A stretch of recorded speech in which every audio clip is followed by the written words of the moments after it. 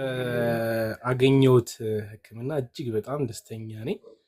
ያው የ30 ቀኑንም ተጠቀም ጀምር ዘፍዘፍ ብለሽኝ ባልሽኝ መሰረት የ30 ቀኑንም ያው ዘፍቤ ያው የተለያዩ ነገሮችን እያየሁበት ነበር። ያው ከእንትን ካደረገው ነገር ላይ ባለው ነገር ብቻ ያው ደስተኛ ነኝ።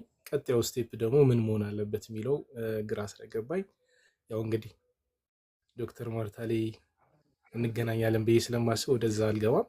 አመሰግናለሁ ማርቴ። የኔ ጌታ ተባረክ። ግን ምንድነው ደንቃራው ምንድነው ንገረን እስቲ። ምን አረክና ምን ተገኘ? ያው አንዳንዴ ወንዶች በደንብ መመስከር አይችሉም። እሺ ለዛ ነው ሴቶች እንኳን እንደለ እያሉ ይመሰክራል። ምን ነበር ያረከው? ያደረኩትኝ ያው ምንድነው አንደኛው አሞሌጮ ሸብ እንትን ምንድነው ቀበሪቾ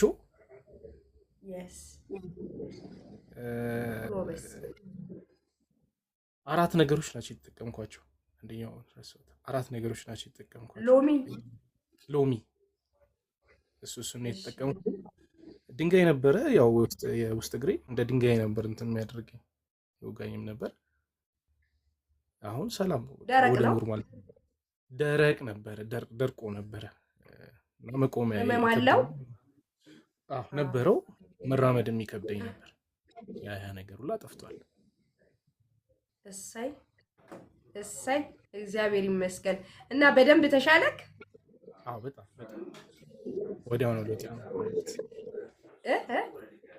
ወዲያው ነው ለውጥ ያመጣሁት። ከሳምንት በኋላ ጥሩ ውጤት አምጥቼበታለሁ።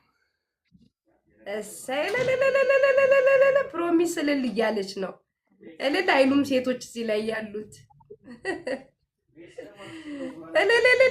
እግዚአብሔር ይመስገን ጨርሶ ይማረህ። እሺ የዓይነ ጥላውን ደግሞ ለውጥ ታይበታለህ። መብርሃን በደንብ አድርጋ ትፈውስህ። አሜን አሜን። እሷን ብቻ ግን ካለ የዓይነ ጥላውን የ30 ቀን 31ኛ ነው ዛሬ ቀኑና እሷ ብቻ ነች ትንሽ ግራ የገባችኝ። 31ኛው ቀን ዛሬ እኮ አሁን መታጠብ ትችላለህ። በግራዋ ታጥበህ ንጹህ ነህ አይደለ? አዎ። ሽታውስ እንዴት ነው የሚሆነው? ሽታው እንዴት ነው? ኖርማል ምን ወጣበት? እሺ ምን አየህ እዛ ላይ ምን ወጣለህ? የሸራሪት ድር ነው የሚመስለው። የሚዝለገለግ ነገርና የሸራሪት ድር ነው የሚመስለው። የሚዝለገለግና የሸራሪት ድር ነው የሚመስለው። የሸራሪት ድር እና የሚዝለገለግ እና አላነበብከውም? ወሩን ሙሉ አላየከውም? አየዋለሁ። ሽታ ስላለ ቶሎ ዘጋዋለሁ። አዎ ዛር መንፈስ ነው። የቤተሰብ ድር እሱ ነው። እሺ የቤተሰብ ድር አብዛኛውን ካለ የሻገተና የቤተሰብ ድር ዛር መንፈስ ነው።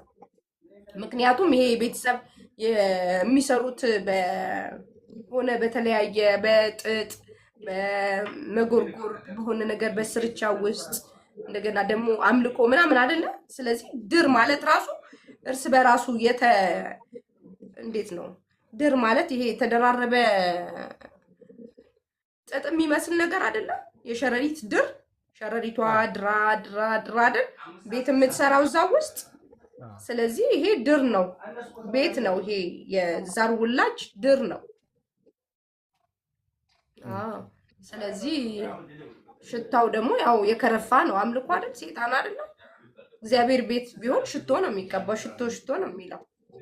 ይሄ ደግሞ እንግዲህ የከረፋ ሃይማኖት ነው፣ የማይታወቅ የተነባ ሃይማኖት ማለት ነው፣ አምልኮ ማለት ነው። ስለዚህ ወሩን ሙሉ ምን ነበረው? ቅዠት ነበረው ወይ? ምን ለውጥ አለው? ሰዓት ላይ ያው እንቅልፍ አለመተኛቶች ምናምን አንዳንድ ነገሮች ነበሩት።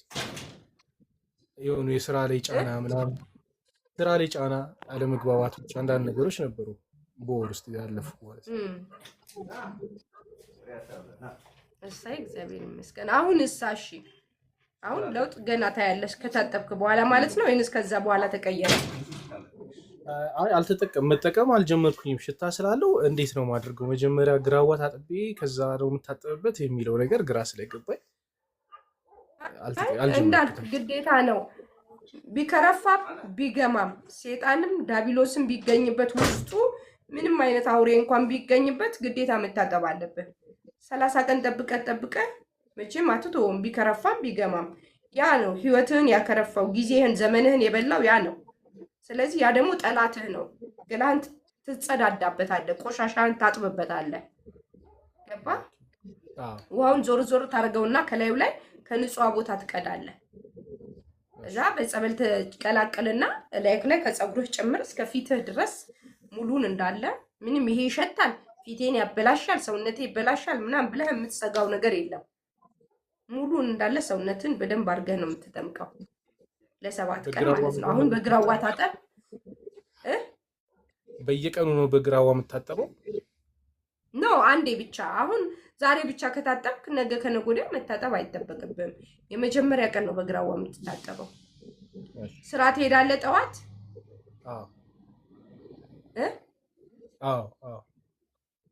ስለዚህ አሁን በግራዋ ታጠብና ዛሬ ግራዋ የለህም? አይ አለ፣ አይጠፋም እዚህ አካባቢ። ግራዋ ከሌላችሁ ደግሞ ለምሳሌ አሁን ውጭ ሀገር ያሉት ግራዋ የላቸውም፣ በሎሚ ነው የሚታጠቡት። ውሃው ላይ ሎሚ ነው የሚጨምቁት። ውሃው ላይ ዝም ብሎ የመጀመሪያ ውሃ ላይ ማለት ጸበሉ ውሃ ላይ አይደለም፣ የ30 ቀን የዘፈዘፉት ላይ አይደለም፣ ሌላ ንጹህ ውሃ ላይ ሎሚ ጨምቁና በሎሚው ነው የሚታጠቡት። ግራዋ ዞሮ ዞሮ መራራውን ነገር ማለት ነው። ይሄ መራራ ይሄ ሬት የሆነ ህይወታችን አረንጓዴው ነገር ደግሞ ያጸዳልናል፣ ብዙ ነገራችንን ያጸዳልናል። እድፋችንን፣ ቆሻሻችንን፣ እድፋችንን ስላችሁ የዛር መንፈስ ዳቢሎስ ሴጣን ላይላችን ያለው ንክኪ፣ የሰው ንክኪ ያልሆነ ሰው ጋር ራሱ እኮ የሆነ ይሄ መተት ድግምት ያለበት ሰው ጋር ራሱ ብዙ ጊዜ ከተነካካን ከተፋተግን እኮ ንጹህ አይደለንም፣ የቆሸሽን ሰዎች ነን። እነሱ ሰዎች በእኛ ብዙ ሊጠቀሙብን አብረው ኖረዋል። እድል ሊጠቀሙብን ሊሆን ይችላል። ግንኙነት ከነሱ ጋር ሊኖረን ይችላል፣ የወሲብ ግንኙነት ምናምን፣ ሴቶችም ወንዶችም። ስለዚህ ከነሱ አይነት ሰዎች ምናምን ንጹህ ለመሆን ነው ጸድተን ቆሻሻችንን አጽድተን ነው ከዛ የምንቀጥለው። ሌላውን በንስሐ ታጥበናላ፣ ንስሐ ገብተናል እኮ። ሌላውን እንደዚህ አይነቶቹን ነገር ደግሞ አናቃቸውም በምን እንደሚመጡ አይደል? በቀን 3 2 4 ሰውን እንጨብጣለን እኮ። መተት ቤት ሄደ፣ ድግምት ቤት ሄደ ሰው ምናምን እንጨብጣለን። ጸበሉን ስትጀምሩ እንዳያረክስባችሁ ነው እንደሱ ምላችሁ።